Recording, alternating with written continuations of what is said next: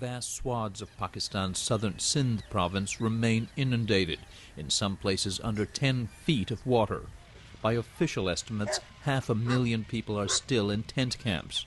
An occasional farmer can be seen sowing the land, but the land is nowhere near ready to grow food, says the government's top advisor on water and agriculture issues. The ability of the land to soak up that water is not there anymore. It's not a sponge anymore. The sponge is loaded. And on top of which we are in the winter season, so our evaporation rates have gone down. Kamal Majidullah says it's just one of the challenges that will slow the recovery from floods that blanketed almost all corners of Pakistan. The lack of international aid is another, which he blames on what he calls Pakistan's distorted image as a refuge for terrorists. We needed $10 billion to start with. The effect of the damage is something within the region of 50. We haven't even got close to 10. And I think that fair bit of that has to do with the kind of coverage Pakistan gets around the world, which is sadly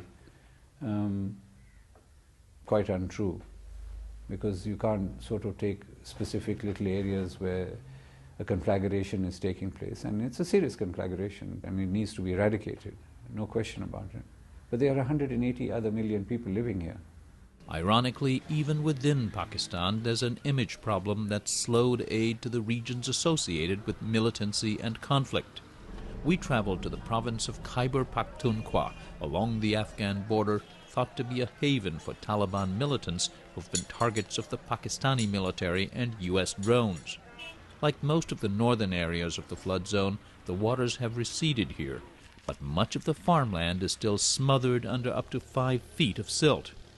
These farmers say people are down to selling what little assets they have, like livestock that survived the flood. Initially, some groups did come with rations and food, but after a while they disappeared. One of the reasons is the location of this area is tribal troubled, so people are not very willing to come and work in these parts. Although extremists do live in this area, local aid worker Maqsood Alam says they've caused no trouble after the flood. I have been working in this district for the last 4 months, but I haven't seen any kind of trouble with any organization.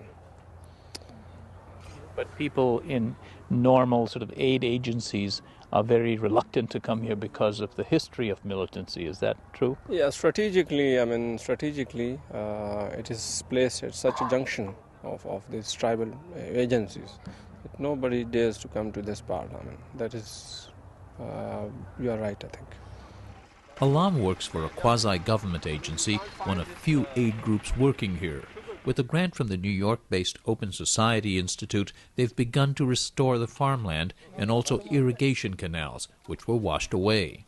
95% of the families here are without their only source of income, he says, and it will be a while before they'll harvest a crop. How many people are you talking about totally? How many families?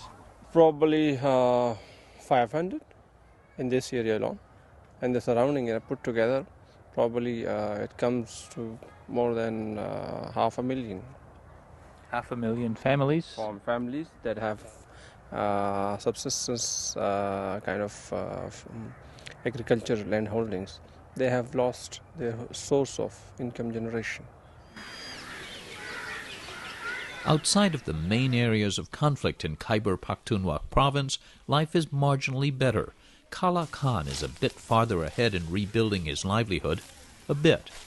He received a $220 grant from the government, along with some seeds and fertilizer from a private Pakistani aid group to replant the 1.5 acres he rents to grow wheat and this fast-growing animal fodder.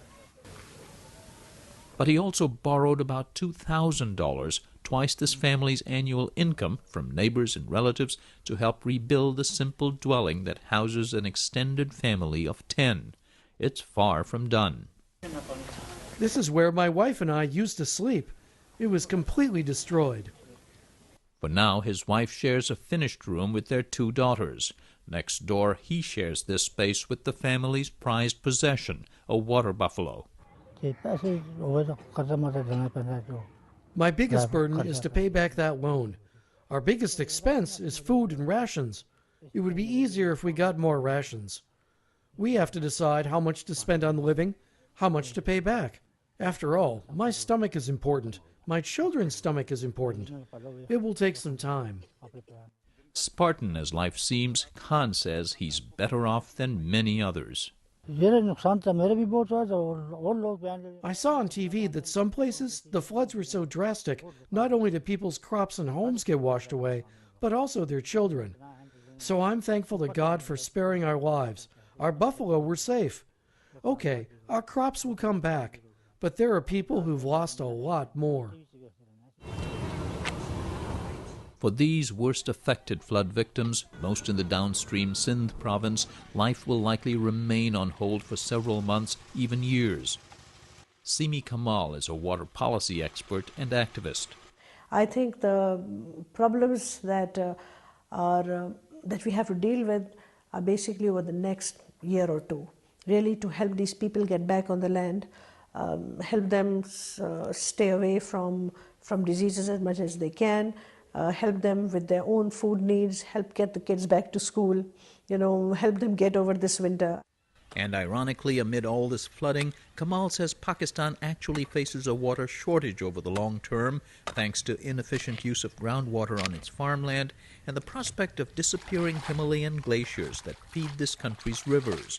At stake is not just the freshwater supply, she says, but the very food security of this large, complex nation.